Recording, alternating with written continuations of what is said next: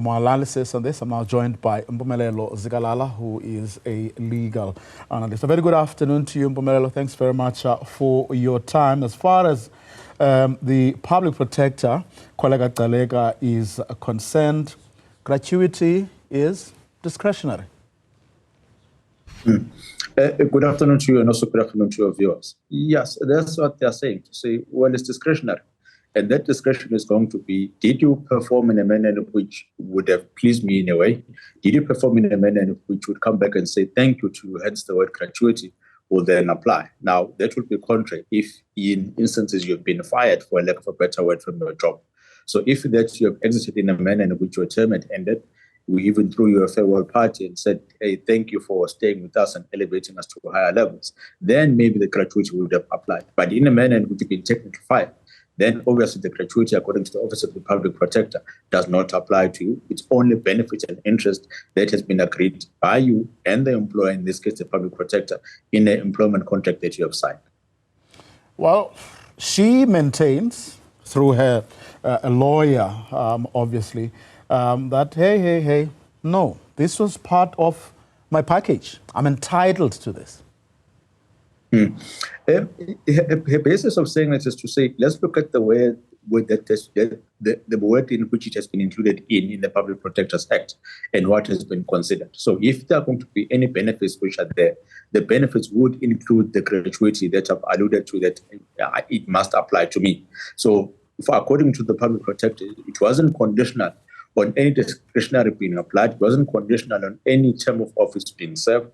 It wasn't conditional on leaving the term of office in good terms. It simply meant that by mere fact that you've signed on as a public protector, you've been duly appointed by the president, you've served and executed in your duties at the time of you exiting that particular position, then those benefits must accrue to you, which is something which the Office of the Public Protector is saying, no, it doesn't work, that we are only going to give you what is due to you as per what you have worked for and nothing else. Because, I mean, as the judge asked her lawyer, Advocate Mpofu, quote unquote, you are submitting, as I understand, that whatever happened in the Section 194 process has nothing to do with the applicant's entitlement to her gratuity. Close quotes.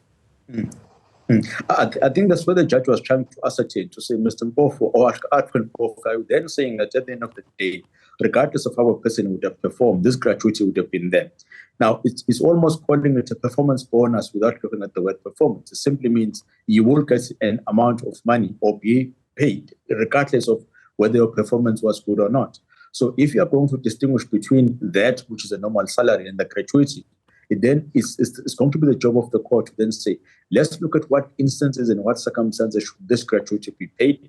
Let's look at what was agreed to when a person was signing on as a public protector. And in this case, Advocate Mpofu is saying that, well, the gratuity is the word simplified in its explanation and definition. It simply means you are going to be thanked for doing a good job. And if it is in the opinion of the person or the discretionary hold of saying that you have not done a good job, then the gratuity would not be there, in which, in this case, that is what the public protector was saying.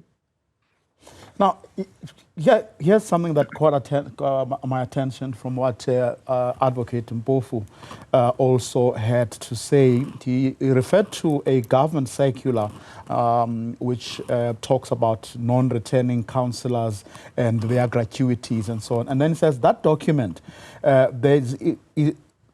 there is no mention of disqualifications or forfeitures based on leaving without blemish or leaving on own volition.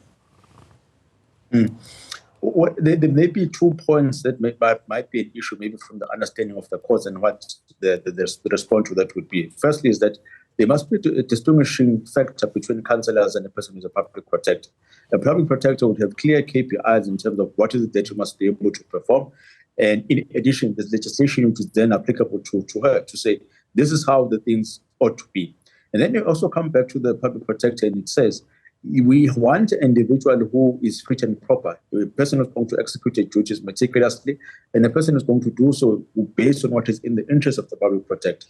So if at the start there was a basis of saying that this is how you're supposed to perform, and if you have performed nicely, or if you have performed all these duties adequately, only then we are going to pay you the bonus. If you haven't done so, then you do not qualify for a bonus. So it must be distinguished between the two to say, on a councillor, for example, who then resigns from that party or is recalled by their party, are they also entitled to that gratuity, yes or no? If they are, maybe from the side of the municipality, they would have to look at that.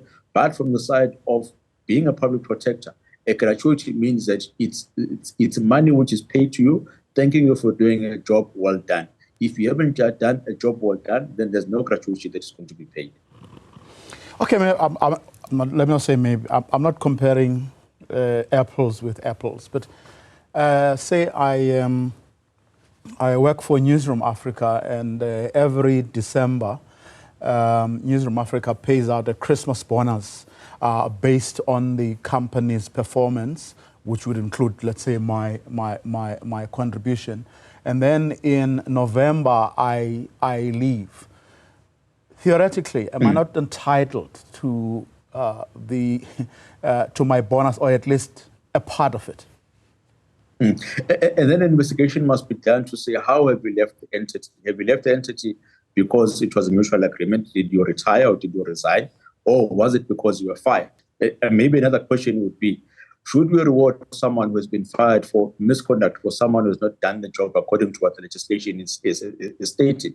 Unless if in the conditions of service you would have said, you are going to pay for my performance, which is going to be assessed on a monthly basis, or at the time in which I'm exit, come back and assess the months in which I've misbehaved or where I've behaved, and then we'll take that performance bonus from there. But if it's difficult to engage in a task like that, because there are going to be instances of transgressions which are going to take place within the financial year, it then means that the person who's a discretionary holder may come back and say, you may have performed well in terms of the numbers in the previous months, but the way in which you've put this office into disrepute, the way in which we are now finding court orders against us in this office is not, or does not warrant me within my discretion to say that I must reward you for the work in which you have done.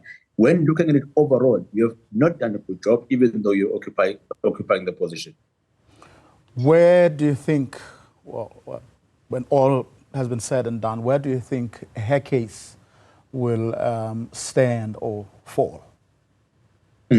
I think in the definition of the word gratuity, that's going to be very important in how the gratuity is then applied.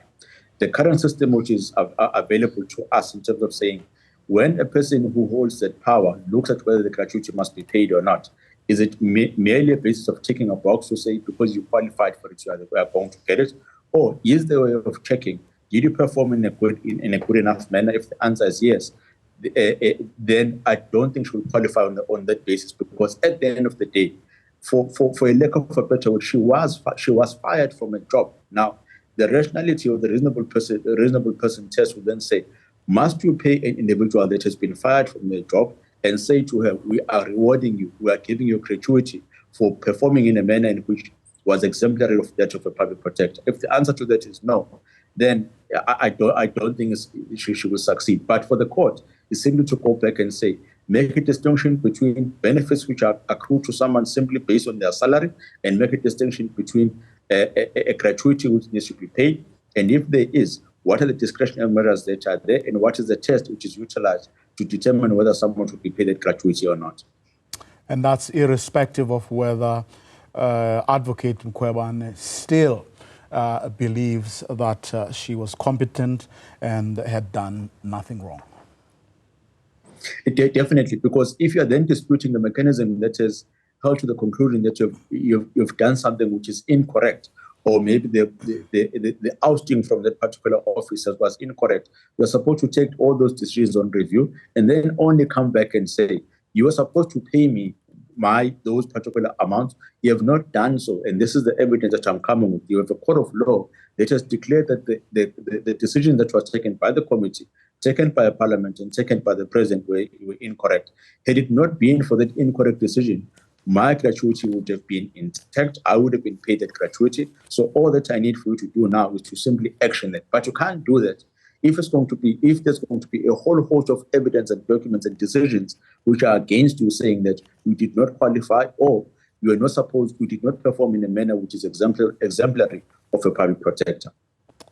We'll see how this one pans out. Mpumelelo Zikalala, thanks very much for your time. Really appreciate it.